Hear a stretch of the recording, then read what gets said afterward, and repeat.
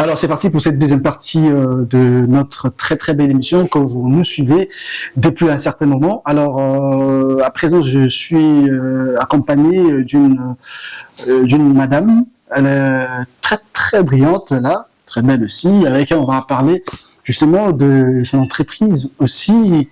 Je pense que les détails vous allez justement suivre tout à l'heure avec elle. Alors pour ne pas trop monopoliser la parole, je m'avais déjà salué. Bonjour madame. Bonjour. Comment vous allez? Je vais bien, merci. Comment on vous appelle madame? Alors moi je suis Teferet Chofa de l'entreprise Teferet. C'est le nom de l'entreprise également, c'est mon prénom. Donc voilà, je pense que on doit promouvoir nos noms africains, même à travers nos entreprises. Voilà. Très bien, elle est garnie hein, quand vous sentez vous-même en direct sur Drive Télévision. Rapidement, chère madame, est-ce que vous pouvez nous expliquer rapidement sur quoi votre entreprise? Alors ça c'est l'une des questions les plus faciles mais également les plus difficiles parce que on ne pourrait toujours expliquer ce que l'on est, qui on est, c'est parfois un peu difficile. Mais je vais essayer en disant que Teferet SAR est une entreprise qui valorise le patrimoine africain. C'est une entreprise qui valorise la beauté africaine à l'africaine par les Africains et également pour le monde. C'est-à-dire quoi? C'est-à-dire que nous avons deux volets dans notre entreprise. Nous faisons de la cosmétique naturelle. La cosmétique naturelle. Exactement. Très bien. Avec les intrants 100% naturels et le deuxième volet, c'est la valorisation de l'art et de la culture africaine. Donc, grosso modo, c'est ce que est Teferet. Très bien, on va commencer par le premier aspect que vous avez parlé de produits de la cosmétique naturelle. Oui. Est-ce que vous pouvez nous parler concrètement, c'est quoi s'agit-il? Ok, donc la cosmétique naturelle que nous faisons chez Teferet, nous la revendiquons ethnique, simplement parce que c'est un legs ancestral. Très souvent, les formulations de notre cosmétique nous viennent de nos grands-mères, de nos mamans dans les villages. Alors, qu'est-ce que Teferet fait? Effectivement, dans la cosmétique, nous sommes basés essentiellement sur la savonnerie. Nous ne faisons pas les laits, les sérums et autres, non. Nous sommes basés uniquement dans la savonnerie. Donc, comme savon, nous avons un parterre de produits, j'ai envie de dire plus d'une quinzaine de produits savons. Nous utilisons les épices, les écorces, les plantes naturelles. Les épices que nous préparons là. Les épices que nous utilisons dans la cuisine. C'est le métamorphoser un produit pour le savon? Au-delà de la métamorphose, il faut bien comprendre que nos anciens, nos ancêtres ne mangeaient pas pour manger. Très bien. Donc, ce que nous mangeons, c'est d'abord des médicaments. Et parce que c'est des médicaments, nous utilisons ça dans la cosmétique pour que ça apporte une plus-value à notre peau. C'est pour ça que nous utilisons des plantes médicinales, des plantes comestibles, des épices et des écorces de chez nous, de nos forêts, dans la cosmétique. Aujourd'hui, il est important pour nous de dire aux Africains qu'il faille utiliser nos produits cosmétiques parce que notre forêt équatoriale, là, c'est une pharmacopée géante. Nous avons tout. Parce que nous le savons, même des Blancs, la plupart partent en Afrique, prendre des arbres pour venir développer leurs produits. C'est ça. Et très souvent, ils prennent ça, ces essences-là, nos essences africaines naturelles, ils transforment et pour en fabriquer des essences finalement synthétiques que l'on utilise dans les produits. Aujourd'hui, Teferet dit non. Non, pourquoi? Non, parce que nous n'avons pas besoin de ça et parfois ça ne nous correspond pas. Ça ne correspond pas à la peau noire africaine. Par contre, les produits 100% naturels, organiques, comme disent les anglophones, tout le monde peut utiliser, que tu sois noir, blanc, jaune, marron, vert. Oui, tu peux utiliser. Comme moi, avec les savons, ça va aller? Oui. Avec ton savon, si je mets là. Donc, comme j'étais en train de dire, nous avons au moins une quinzaine de produits savons, à l'instar du savon à base de ndolé. À base de ndolé. Oui, c'est bizarre, non? C'est bizarre? Oui. Mais oui, c'est faisable. Et comment ça sent? Ça sent bon, ça sent mauvais? Voilà. Certaines personnes me demandent si on mange le savon ndolé. Mais non, personne n'a jamais utilisé le savon pour goûter s'il est bon ou pas. Donc, voilà. Le savon ndolé, il faut bien comprendre que le ndolé, c'est d'abord une plante médicinale, bien qu'elle soit comestible, et qu'elle entre dans le patrimoine culinaire africain ou camerounais. Donc, c'est d'abord médicinal parce que c'est un parterre d'antibiotiques, antiseptiques. Donc, voilà quoi. Nous, on a pensé que si le ndolé a des propriétés pour guérir certaines maladies, pourquoi pas pour guérir la peau. Et j'ai envie de dire que la petite histoire, c'est ma grand-mère qui me lavait avec le ndolé quand j'étais toute petite, lorsque j'avais des affections de peau. Et quand j'ai commencé la cosmétique, je me suis dit, pourquoi pas? Bon, passez-moi l'expression, parce qu'on peut parler d'une force ancestrale. On parle d'une force en quelque sorte, c'est pas de la sorcellerie? La sorcellerie, c'est la science. Très bien. D'accord? Ce que vous appelez sorcellerie, chez nous en Afrique, l'Afrique noire, l'Afrique mère, la terre-mère, c'est la science. C'est quand vous prenez quelque chose que ta grand-mère t'a légué, automatiquement on parle de la sorcellerie en Afrique. Non, ceux qui parlent de la sorcellerie n'ont pas compris. En fait, ils ont le regard plutôt perché vers l'extérieur, plutôt que d'avoir le regard vers nos cultures et notre mode de vie à l'africaine et ancestrale. Allez chez vos grands-mères, arrêtez de dire que vos grands-mères sont des sorciers. De toutes les façons, moi, la sorcellerie de ma grand-mère, j'en ai fait quelque chose de bien. Très bien. Le savoir. Et elle gagne aussi pas mal, un peu de dollars. Voilà. Comment on peut trouver ce produit avant de passer au deuxième volet? Il n'y a pas de souci. Que ce soit le savon d'Olay ou encore le savon aux 1000 écorces africaines. 1000 écorces, pourquoi? Parce que c'est des écorces venues des arbres. Parfois, ces arbres ont 200 ans, 300 ans. Et que nous avons pris, que nous avons formulé dans le savon pour notre bien-être. Que ce soit ça, que ce soit... Je suis un peu curieux de voir, c'est très bien emballé, c'est joli. Comment vous faites pour avoir des emballages comme ça? C'est vous-même qui les fabriquez ou comment? Alors, nous ne fabriquons pas les emballages. Nous... achetons les emballages chez des personnes spécialisées qui les vendent. C'est du papier recyclé, c'est des cartons qui nous viennent de par le monde et on a des micro-entreprises comme ça qui transforment ces cartons. Mais c'est possible que vous-même vous produisez ça, non? C'est possible, mais il faut l'argent. Aïe, tu me donnes l'argent là, maintenant je produis. Donc, je vais continuer en disant que on a également le savon à la mangue naturelle que nous avons en Afrique. Nous, on prend ça, on met dans le savon. Je pense que on va passer les vidéos pour voir, je vais inviter les gens. C'est exceptionnel. Exactement. C'est extraordinaire. Merci beaucoup. On a également le curcuma qui est comme le ginger. Donc, ça aussi, c'est un produit qui est très, très bien, non seulement pour la digestion, pour le mal d'estomac, mais également pour la peau. Les femmes aujourd'hui, que ce soit les femmes, les hommes, se décapent la peau, alors que juste avec le curcuma, ils peuvent embellir leur peau sans forcément la décaper, la dégrader. Donc, nous, on apporte cette réponse-là pour dire que embellissons notre peau, ne la dégradons pas. Wow. Attends, je vais vous donner un petit conseil. Oui. Vous savez bien, faut être très, très sage, parce qu'avec les blancs, lorsque vous faites comme ça, vous êtes exceptionnel. Du coup, il peut chercher comment te corrompre, te voler l'idée et commencer à t'exploiter. Nous l'avons vu avec beaucoup de gens. Vous faites comme ça, ils t'appellent, ils te corrompent, et du coup, vous prenez l'idée, vous vendez comme ça. Alors, il ne faut pas oser de vendre ça. Il faut exposer pour les Africains. Et nous, les Africains, nous allons bien évidemment consommer ça. Très bien. Est-ce qu'on peut passer à la deuxième étape de votre entreprise? Oui. Vous avez parlé de valoriser justement les artistes africains et les arts également africains. Est-ce que vous pouvez me dire comment ça se passe et pour arriver à ces stades, vous recrutez d'abord les artistes ou comment vous les formez? Comment ça se passe pour que vous arriviez à encadrer justement les artistes et à promouvoir la culture africaine? Alors, le deuxième volet de Teferet, SAR, de mon entreprise Teferet, c'est la valorisation du patrimoine culturel africain. Et qu'est-ce que j'entends par patrimoine culturel africain? C'est la musique, c'est la céramique, c'est la peinture, bref, c'est tout ce qui entre justement dans l'expression artistique africaine. Je pense que les images sont en train de passer, il y aura des images d'illustration, ils sont en train de voir ça. D'accord. Donc, pourquoi est-ce que nous avons tenu à faire cela? Tout simplement parce qu'on s'est rendu compte que notre art et notre culture ne sont pas assez valorisées.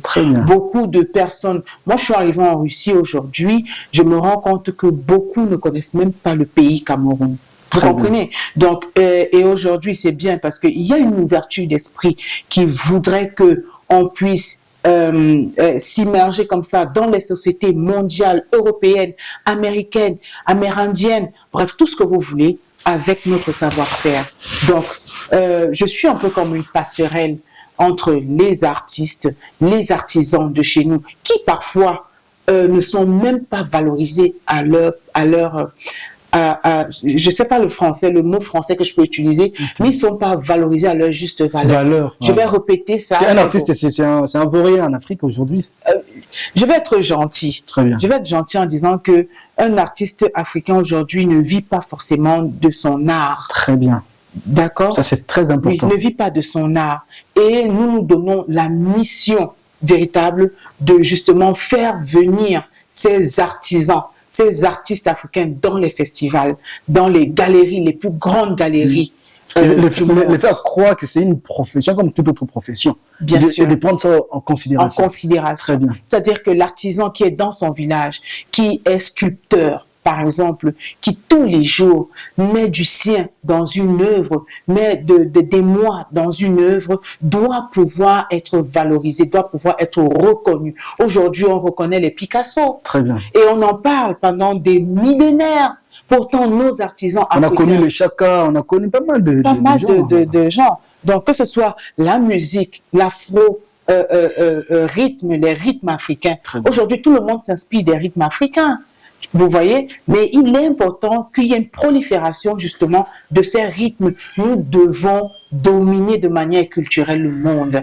Et c'est ce pourquoi Teferet travaille à faire venir des artistes. Nous avons déjà fait venir un artiste afro-jazz qui a fait le voyage avec nous et qui est en train de prester justement dans je sais pas comment les pubs ici, les pubs jazz, les clubs jazz ici, voilà. Nous avons réussi à faire en sorte qu'il entre dans les clubs de jazz ici en Russie et qu'il puisse s'exprimer, qu'il puisse montrer ce qu'il peut faire. Et nous espérons justement que les collaborations que nous aurons avec les universités, avec les festivaliers, les promoteurs de festivals et même les promoteurs de musées ou les directeurs de musées ira dans le bon sens pour que justement on puisse avoir plus d'Africains qui viennent montrer ce qu'ils savent faire. Très bien. Vous savez bien que l'objectif primordial de ce forum, c'était de vous permettre en fait, de vous ouvrir de nouveaux horizons pour justement votre entreprise. Est-ce que vous affirmez que ce forum vous a permis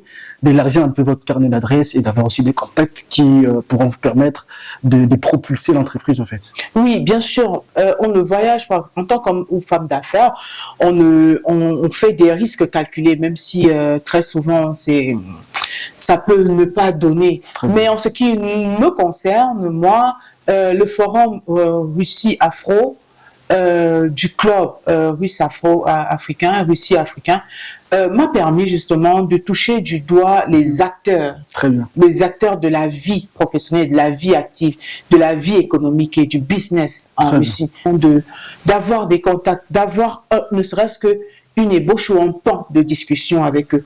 Parce qu'il faut comprendre la société russe. Il faut comprendre la société dans laquelle on vient faire des affaires. D'accord? Et j'ai envie de dire que ce soit le Made in Russia, dans lequel nous avons également participé, nous avons eu des contacts et des contacts intéressants, des personnes qui sont intéressées par nos projets et qui veulent nous rencontrer, qui veulent en savoir plus. Et pour moi, c'est déjà une réussite.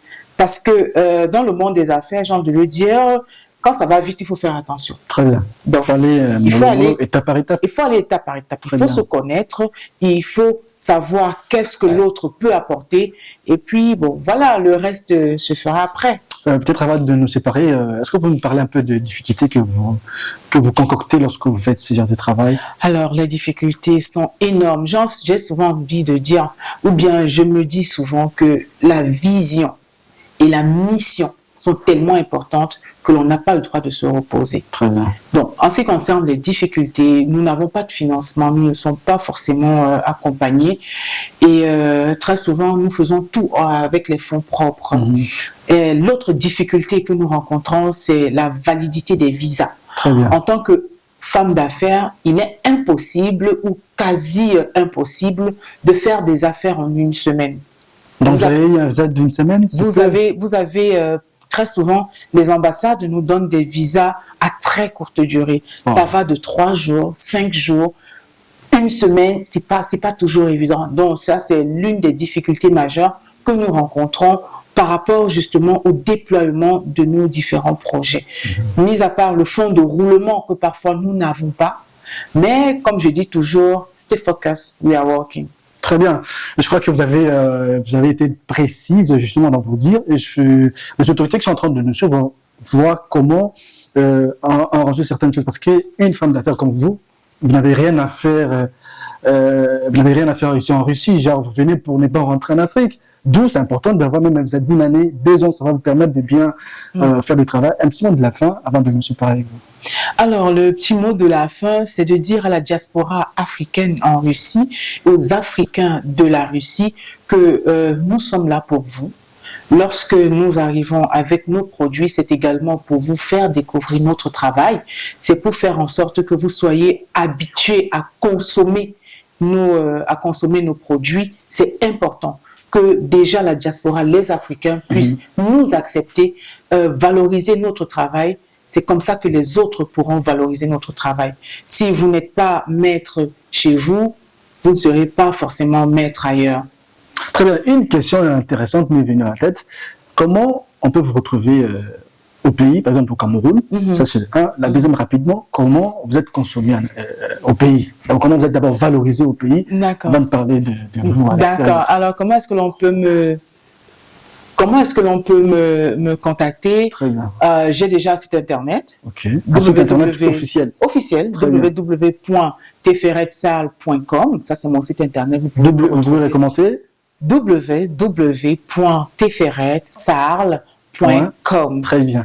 Et également mon numéro de téléphone, ou encore vous pouvez me retrouver sur tous les réseaux, Facebook, Instagram, TikTok, bref. Si on a créé un groupe, un réseau social hier, je suis dedans. Donc, j'ai également, comment est-ce que l'on consomme mes produits? C'était ça la question. Voilà. Comment est-ce qu'on consomme mes produits au pays? Comment vous êtes accueilli? Comment je suis accueilli? Alors, j'ai une boutique. J'ai déjà une boutique dans laquelle on peut me retrouver. On retrouve tous mes produits. Vous pouvez aussi donner l'adresse? Oui. Parce que vous avez parlé d'une boutique. Oui. Donc, la boutique de Teferet est en plein cœur du marché Congo, au Cameroun, à Douala. Marché Congo, la boutique A021. Donc là, vous allez me retrouver là-bas. Et également, mes bureaux, mes locaux sont au niveau de Aquanor, derrière Santa Lucia Aquanor, pour ceux qui connaissent. Là aussi, vous pourrez me retrouver. Voilà.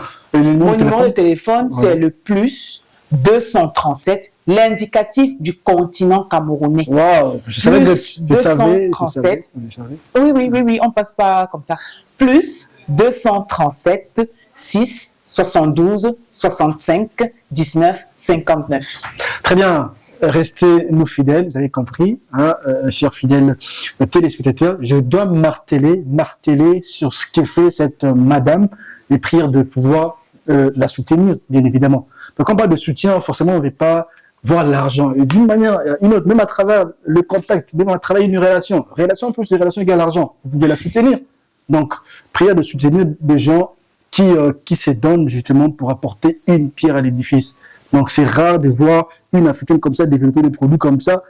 On l'a jamais vu. Bizarrement, avec un blanc, si c'était un blanc, il pouvait bien valoriser justement son frère ou sa sœur. Avec nous, c'est un peu compliqué. Je me demande de soutenir nos frères et sœurs. Je sais qu'il fait froid en Russie. Il fait très, très froid en Russie. Et c'est pour ça que nous avons développé la citronnelle. Donc, officiellement, je vais te donner la citronnelle. C'est pas qu'une citronnelle, c'est un gage de santé pour que tu restes en santé. Très bien. D'accord? Donc, je te donne la citronnelle Nandak de Teferet pour justement le comment je vais faire ça? Tu mets dans la bouilloire, dans l'eau tiède et tu consommes avec du miel ou mais pas de sucre. Hein, il n'y a pas des effets néfastes? Néfastes comment? Moi, je te donne la santé. Zéro néfaste, je te donne la santé. Très bien, merci beaucoup. C'est gentil. Je t'en prie. Priez de nous rester fidèles. Surtout, il ne faut pas oublier de vous abonner massivement et d'activer la cloche de notification pour voir toutes les nouvelles. Restez-nous branchés pour une étape super importante de cette émission et à très très bientôt.